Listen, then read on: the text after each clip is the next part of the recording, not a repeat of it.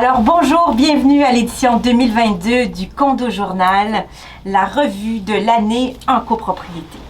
Et je ne sais pas, Ludovic, si c'est un signe du temps, si on vieillit. Cette année, nous le faisons devant 2 tasses de thé. Eh oui. Vous est déjà arrivé d'être plus festif avec du vin, mais peut-être un signe de ce qui attend les copropriétaires pour la prochaine année.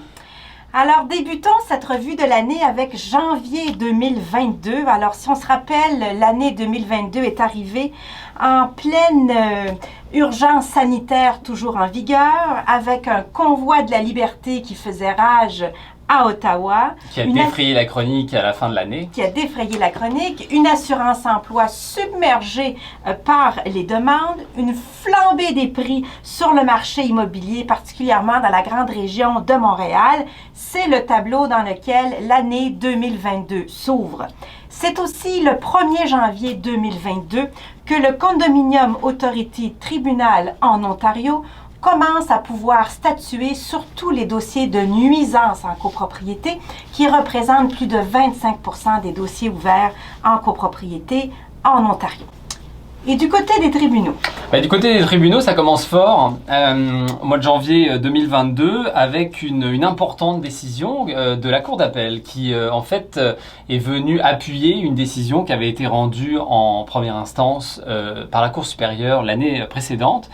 Petit rappel des faits, on était sur un regroupement de 5 copropriétés qui, au milieu desquelles il y avait un grand stationnement extérieur avec un drain pluvial au centre qui était supposé évacuer l'eau vers les conduites d'égout de la ville.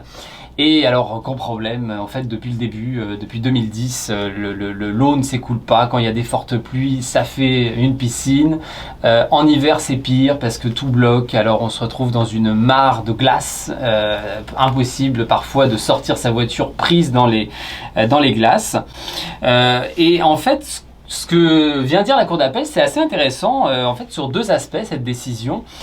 Déjà, elle vient parler d'une qualification rétrospective des événements, ce qui est important pour les conseils d'administration des syndicats de copropriété, en qui il y a une grande indulgence, dans la mesure où on vient leur dire, écoutez, vous avez beau recevoir des rapports, des informations, des avertissements de la part d'entrepreneurs ou d'experts en bâtiment, vous n'êtes pas, vous, des experts, puis vous n'êtes pas pour comprendre immédiatement l'ampleur, la gravité, l'importance d'un problème.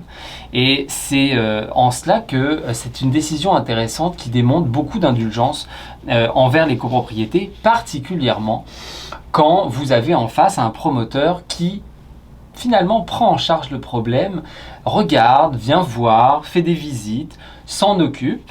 Alors là, quand même le promoteur lui-même reconnaît qu'il est un peu dans l'ignorance de qu'est-ce qui peut causer, qu'est-ce qui peut générer les dommages que vivent les copropriétaires, le promoteur peut pas, des années plus tard, dans une procédure, lui-même reprocher au syndicat de pas comprendre qu'est-ce qui sont les faits générateurs du dommage. Je veux dire, si lui-même, le promoteur avisé, ne le sait pas, le syndicat ne pouvait pas le savoir à l'époque.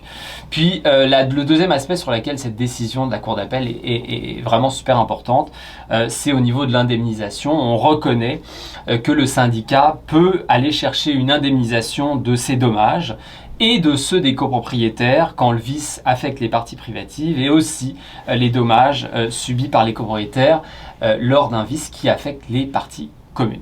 Alors c'était le highlight, je dirais, de janvier 2022, mais c'est pas tout non plus au niveau des tribunaux, Marie. C'est pas tout au niveau des tribunaux, et moi je voudrais vous parler d'un cas classique en fait, d'un ex-administrateur. On sait souvent que les ex-administrateurs agissent dans les copropriétés comme des belles-mères.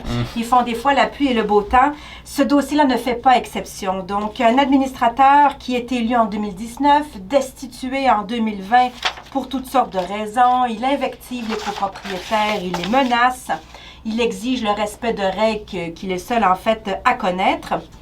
Et la Cour, pour la première fois en copropriété, va en fait appliquer l'ordonnance de protection qui est prévue au Code de procédure civile, qui constitue une ordonnance civile de garder la paix.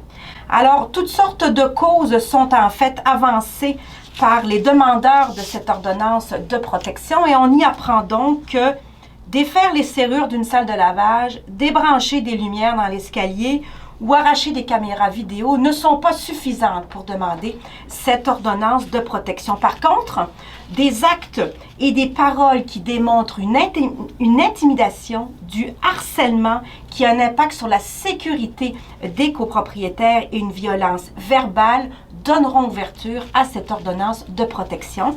La Cour va donc émettre cette ordonnance de protection pour une durée de 6 mois et ordonner à cet ex-administrateur de s'abstenir de s'adresser et d'agresser de quelque façon que ce soit ses voisins copropriétaires et s'abstenir aussi de prendre des photos de façon compulsive de ses voisins.